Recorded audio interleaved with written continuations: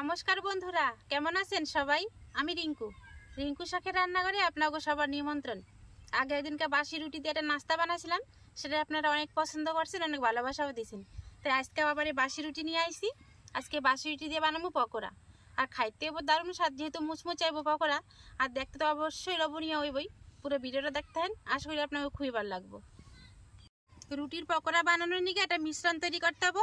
তার নিকে একটা বড় বাটি নিছি, এই বাটির মধ্যে কিছু উপকরণ এখন দিয়ে দেবো। প্রথমে এই বাটির মধ্যে 100 গ্রাম বেসন নিয়ে নিছি।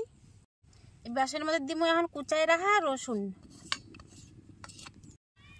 কালি জিরা, অল্প করে কুসুম, অল্প করে জোয়ান, অল্প করে গোটা জিরা, পরিমাণ মতো হলুদ, স্বাদ মতো নুন, অল্প করে শুকনো লঙ্কা কুচি, আর দেবো খানিকটা দেশি ধনিয়া পাতা কুচি। সব শুকনো উপকরণগুলা এখন একসাথে ভালো করে একটু মিশাই নেব।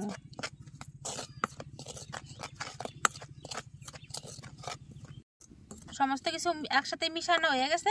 এবার অল্প অল্প জল দিয়ে একটা মিশ্রণ বানাই নেব।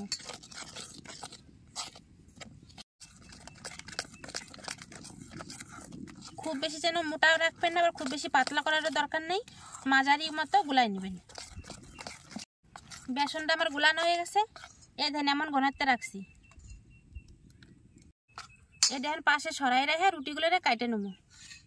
এরকম গোটা গোটা আটা রুটি দিয়ে কিন্তু পকোড়া করা যাইব না, তাই আমি আটা রুটির কাইটা একটু ছোট ছোট করে নেবো।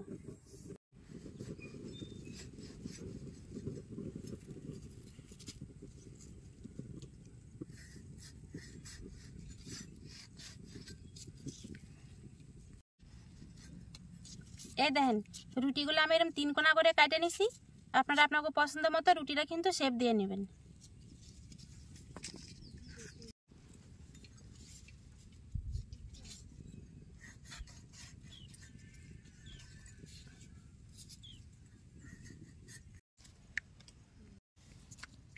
সব কটা রুটি আমার কাটা হয়ে গেছে। এবার গরম তেলে ভাজে নেবো। কড়াইতে আগে থেকে তেল দিছি গরম হইতে নিগা। এখন এই যে বেসনের মিশ্রণের ভিতরে 1 চামচ সাদা তেল গরমটা দিয়ে দেবো। এতে মুচমুচে হইব আর ফুলবেও ভালো।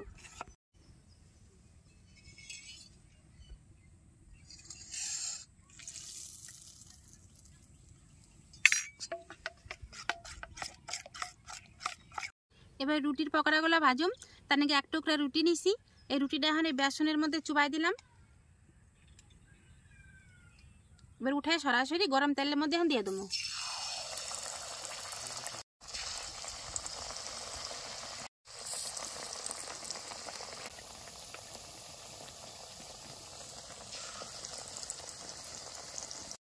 রুটির পকোড়াগুলো দেখেন কত সুন্দর ফুলে উঠছে। এবার হালকা করে একটু উল্টাই দেবো।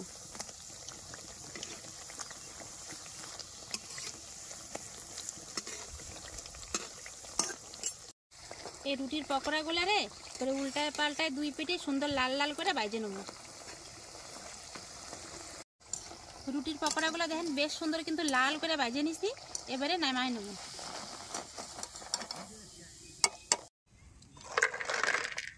আওয়াজ শুনছেন তো কত মুচমুচা হয়েছে। সবকটা পকোড়া একই রকম করে ভাজে নেব।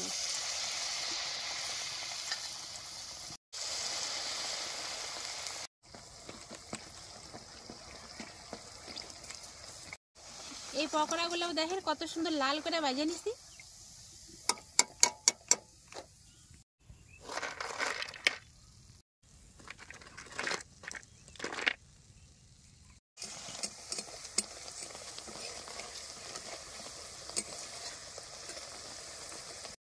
দেখতে দেখতে সব কটা পকোড়া ভাজা হয়ে গেছে, আর এই কটা ভাজা হলেই হয়ে যায়।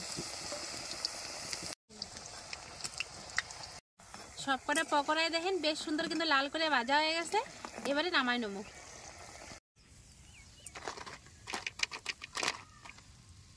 শুধুমাত্র রাত্রে বাচ্চা যাওয়া বাসি রুটি দিয়ে যে এত সুন্দর করে এটা খাবার তৈরি হয়, না দেখলে কিন্তু বিশ্বাস হয় না। যেহেতু এখনকার মানুষের বাসি কিছু খাইতে চায় না, তাই সে বাসি রুটিটা না ফেলাই দিয়ে একটু চেষ্টা করবেন একটু নানা রকম জিনিস তৈরি করে খাওয়াই দিতে। এতে কিন্তু খাবারটাও সঞ্চয় হইব আর নিত্য নতুন খাবারও খাওয়াইব। যেমন আজকের এই রুটির পকোড়া দেখতে যতখানি লোভনীয় হয়েছে, খাইতে কিন্তু ততটাই স্বাদ, আর মুচমুচা তো হয়েছেই। চলেন এবার খাই দিম কেমন স্বাদ হয়েছে। দেখলেন তো, বাসি রুটি আর ঘরে থাকা সামান্য কিছু উপকরণ দিয়ে কিন্তু মজাদার রুটির পকোড়া বা নাস্তা করতে পারেন বানিয়ে হেলাইছি। দেখতে যতক্ষণই সুন্দর হয়েছে, খাইতেও কিন্তু ততটাই স্বাদ। এবার খাইয়ে দেহ আসলে এর স্বাদটা কেমন হয়েছে। প্লেট নিয়ে নিছি, আর প্লেটের মধ্যে নিয়ে নেবো এখন রুটির পকোড়া। দেখছেন কতখানি লোভনীয় দেখান ধরছে, দেখতে একবার খালি দেখেন। যেহেতু পকোড়া খামো তাই উপর দিয়ে একটুখানি বিট লবণ কিন্তু না দিলেই না, তাই বিট লবণটা দিয়ে দিলাম। আর দেবো উপর থেকে সস।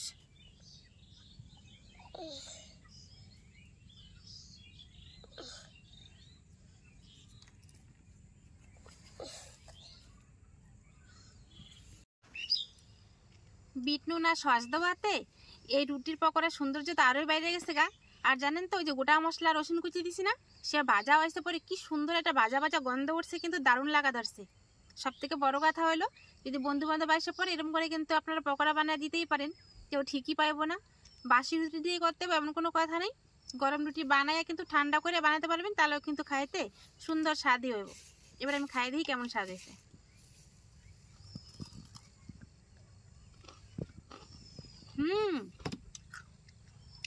দারুণ।